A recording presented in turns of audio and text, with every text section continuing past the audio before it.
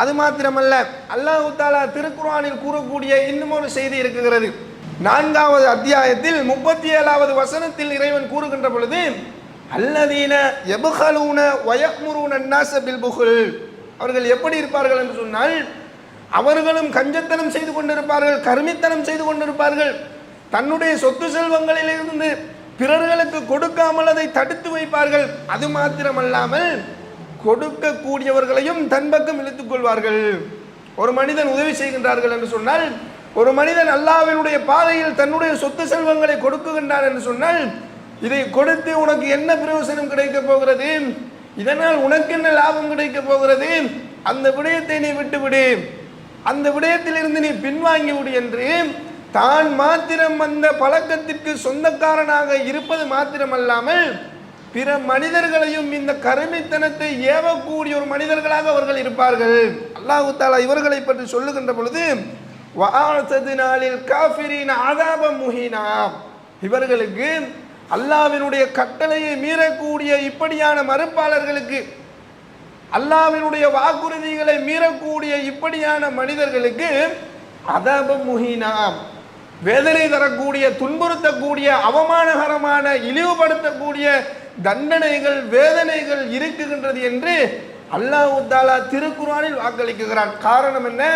இந்த கருமித்தனம் யாரிடத்தில் இருக்குகிறதோ, இந்த கஞ்சத்தனம் யாரிடத்தில் இருக்குகிறதோ, சதக்கா செய்ய வேண்டிய அந்த நிலையிலிருந்தும் யாரெல்லாம் அதை செய்யாமல் தடுத்து வைக்குகிறார்களோ அவர்களுக்கு இழிவுபடுத்தக்கூடிய, வேதனை தரக்கூடிய, அவமானகரமான வேதனைகள், தண்டனைகளை இறைவன் தருவதாக திருக்குர்ஆனில் வாக்களிக்கின்றான் என்று சொன்னால், கட்டாயமாக இந்த பாவத்திலிருந்து தூரமாக கூடியவர்களாக நாம் இருக்க வேண்டும். அது மாத்திரமல்ல, அல்லாஹ்வினுடைய தூதர்கள் கூறக்கூடிய இன்னும் ஒரு செய்தி இருக்குகிறது. அபூ ஹுரைரா ரலியல்லாஹு அன்ஹு அவர்கள் அறிவிக்கிறார்கள், அல் ஜவாது கரீபும் மினல்லாஹ், தாராள மனம் கொண்டவன், அல்லாஹ்வினுடைய பாதையில் அதிகமாக கொடுக்கக்கூடிய அந்த மனம் கொண்டவர்கள், கஷ்டப்பட்டவர்களுக்கு, ஏழைகளுக்கு, அனாதைகளுக்கு உதவி செய்யக்கூடியவர்கள் அல்லாஹ்வினுடைய ரஹ்மத்துக்கு அருகில் இருப்பார்கள். அவர்கள் அல்லாஹ்வுக்கு அருகாமையில் இருப்பார்கள். அல்லாஹ்வினுடைய மன்னிப்புக்கு அருகாமையில் இருப்பார்கள். அல்லாஹ்வினுடைய இரக்கத்துக்கு, பாசத்துக்கு அருகாமையில் இருப்பார்கள். கரீபும் மினன்னாஸ், மனிதர்களினுடைய இதயத்தில் அவர்கள் இடம் பிடிப்பார்கள். மனிதர்களுக்கும் அருகாமையில் இருப்பார்கள். கரீபும் மினல் ஜன்னா, சுவனத்துக்கும் அருகாமையில் அவர்கள் இருப்பார்கள். சுவனம் செல்வதற்கான வழி அவர்களுக்கு லேசாகி கொடுக்கப்படும். ஒரு மனிதன் பிறர்களுக்கு உதவி செய்யக்கூடிய அந்த பழக்கத்தை தனதாக்கி கொண்டால் அவருக்கு என்னெல்லாம் நடக்குது? அல்லாஹ்வினுடைய ரஹ்மத்துக்கும், அல்லாஹ்வினுடைய மன்னிப்புக்கும், அல்லாஹ்வினுடைய அன்புக்கும் அருகாமையில் இருக்கிறார். மனிதர்களுடைய இரக்க குணத்திற்கும், மனிதர்களுடைய உள்ளத்திலும் இடம் பிடித்தவராகவும், அந்த சுவனம் செல்வதற்கு கூட அவர் தகுதியான ஒரு இடத்தில் இருக்குகின்றார் என்று சொல்லிவிட்டு, பாயிதும் மினன்னார், அந்த பழக்கம் கொண்ட மனிதனை அல்லாஹ் தஆலா நரகத்தை விட்டு தூரப்படுத்துகிறான். நரகத்திலிருந்து தூரப்படுத்தப்படக்கூடிய ஒரு பழக்கமாக இந்த தாராள மனம் கொண்ட கொடுக்கக்கூடிய ஒரு பழக்கம் இருக்குகின்றது என்று சொன்னால், நாம் இதை வளர்த்து கொள்ள வேண்டுமா இல்லையா? அதை சொல்லிவிட்டு அபூ ஹுரைரா ரலியல்லாஹு அன்ஹு அறிவிக்கிறார்கள், வல் பகீலு, இந்த கஞ்சத்தனம் கொண்டவர்கள் இருக்கிறார்களே, அல்லாஹ்வினுடைய பாதையில் செலவு செய்யாமல் தனக்கு என்று சேமித்துக் கொண்டிருக்கிறார்களே, கொடுக்க வேண்டிய நிலையிலிருந்தும் கஷ்டப்படக்கூடியவர்களை பார்த்து அதை அப்படியே கடந்து செல்கிறார்களே, அவர்களை பற்றி சொல்லக்கூடிய நேரத்தில் பஈதும் மினல்லாஹ், அவர்கள் எப்படி இருக்கிறார்கள்? அல்லாஹ்வினுடைய மன்னிப்பில் இருந்தவர்கள் தூரமாக இருக்கிறார்கள். அல்லாஹ்வுக்கும் அவர்களுக்கும் இடையே மிகப்பெரிய ஒரு தூரம் உள்ளது.